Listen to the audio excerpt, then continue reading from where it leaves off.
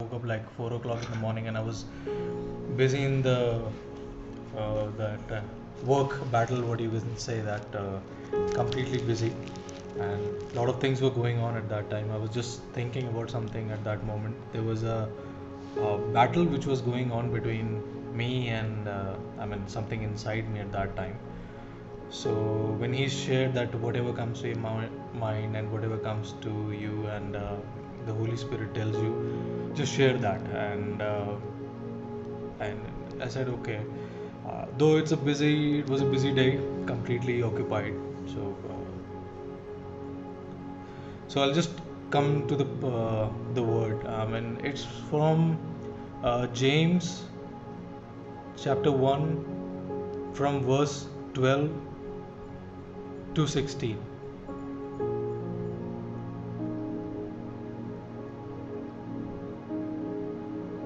And so what it says that, blessed is the man who endures temptation, for when he has been approved, he will receive the crown of life which the Lord has promised to those who love him. Let no one say when he is tempted, I am tempted by God, for God cannot be tempted by evil, nor does he himself tempt anyone. But each one is tempted when he is drawn away by his own desires and enticed. Then, when desire has conceived, it gives birth to sin, and sin, when it when it is full grown, brings forth death. Do not be deceived, my beloved brethren. So the battle was going on at that time was for temptations. It's okay. And temptation, I was just going through that, and I was not able to get a lot of words. But what I could figure it out, that God has given blessing to us already. He has done whatever was supposed to be done.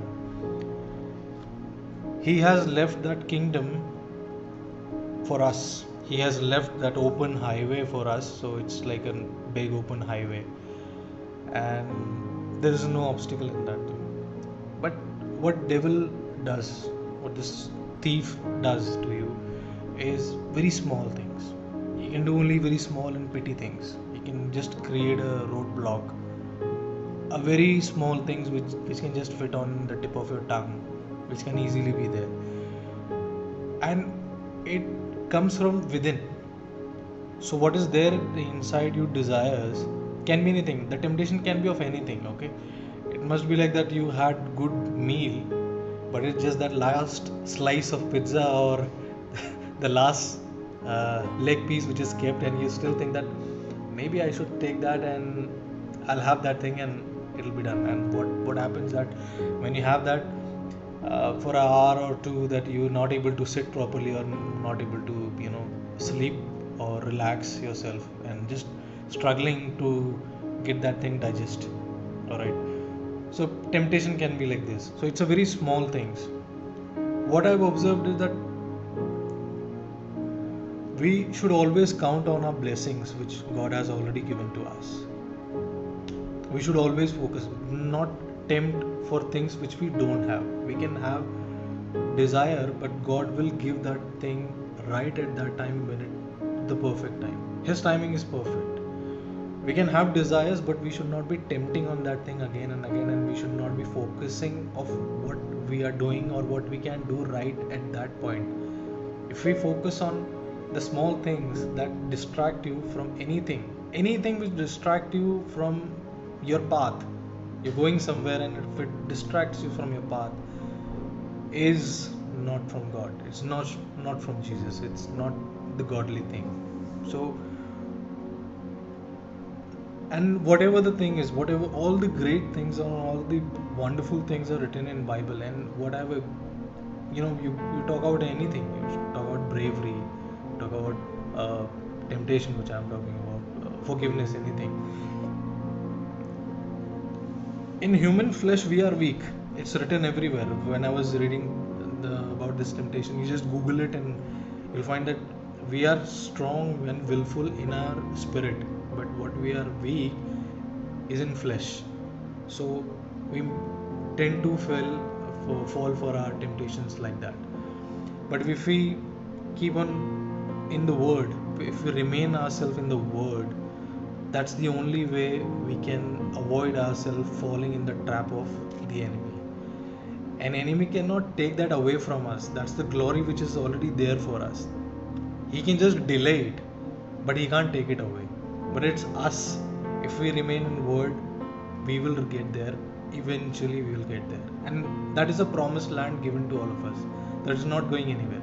So let's not fall for short things, small temptation, any kind of temptation, and just walk straight. And I'm telling you that uh, uh, I'll be honest, many occasions in my life people talk about that, they talk about luck, you know, that oh, it's not a luck, you're not lucky, maybe it's a bad luck, all that thing. But I never, being born in a Christian family, though I never knew, I was not in the word, but I always used to say I never believe in luck.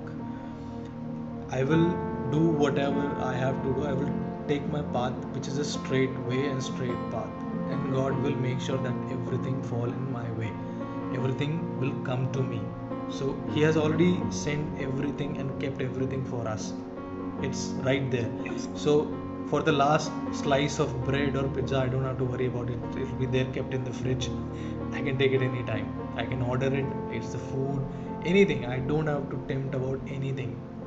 If it's there, if it's desired for to be given to me on that day, I will get it. I don't have to, deviate from my way. My way is straight way, God's way, His will, doing the right things. Whatever I can do, I can do the right thing. Be remain in word. And it's very, very important to be remain in word, because the moment you're off the word, the other thoughts, other things start coming in, and start distracting you. Those are the distractions. So a lot of things in office and all that thing, they just come and distract you, but you don't have to get distracted by anything. It's just the grace of God which you have. And my only request to you, and my only thing for you, is that be remain in word. And that's the only thing, that's the only truth, that's the only way to God, because nothing else is away or apart from, there is no other way to reach God or His kingdom. So that's exactly what I have to say.